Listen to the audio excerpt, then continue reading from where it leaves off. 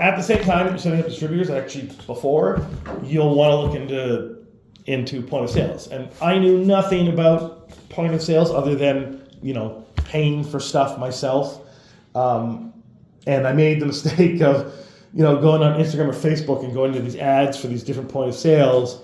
And, they're legitimate point of sales, but once you give them the number, they just don't stop calling you. And I had a full-time job, and I just couldn't take all these calls. And then once I did talk to these people, they were pricey. And then I looked at like Better Business Bureau stuff, and there were a lot of complaints about them. So finally, I had a friend who had worked at Shopify, and he had talked about it a lot, so I was familiar that it was something good. And other card stores, other game stores had used Shopify as well. And then I started noticing who was using Shopify, and I asked other retailers about their point of sale and what they liked about it. And of course, Shopify has the cheapest point of sale device. It was like $500 for this little thing that's like your phone, and it's got a touch screen, and then you can either do tap, or you can slide it in and use the chip, or you can slide it on the side.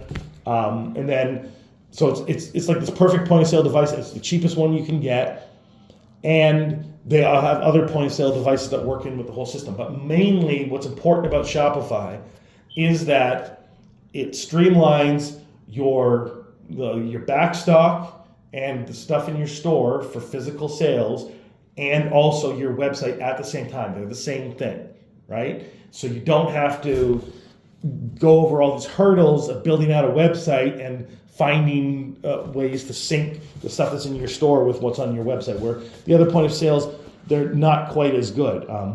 Wix, I don't even know if it has a point of sale device, but it's better at like making websites, but it's not better at making retail websites that Shopify is. So basically, we got Shopify point of sale, and then I had to pay a friend, my cousin's friend who does graphic design, to build out the website. And I think that was like $4,400 or something like that.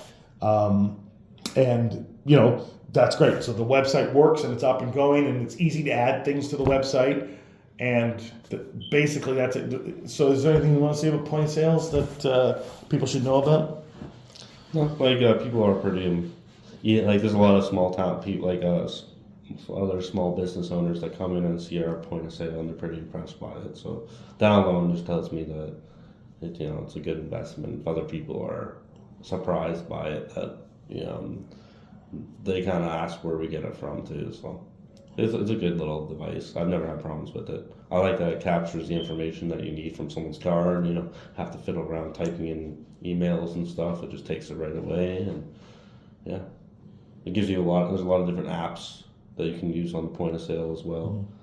Mm-hmm. And I guess like Binder too. We're looking into the Binder for so you can add Binder, which isn't an app, but you can add that to your Shopify, or add Shopify to your Binder, and then you can basically start selling Magic singles, Pokemon singles, whatever, and they have the information on them ready to go as soon as you say that I have one of these to list it, and it has a picture and the stats on it, I guess. So once you're selling singles and you have enough singles to sell online, then you definitely want to go with Binder. And in that case, you need to have Shopify, because Binder on the website says you can't set up Binder without having a Shopify. Yeah. So it's kind of sealed deal for card shops, because Binder is incredibly important if you're selling singles. And in fact, I think that's what we'll make our next episode, because singles is an important thing, and I was wrong about it. So check out that episode.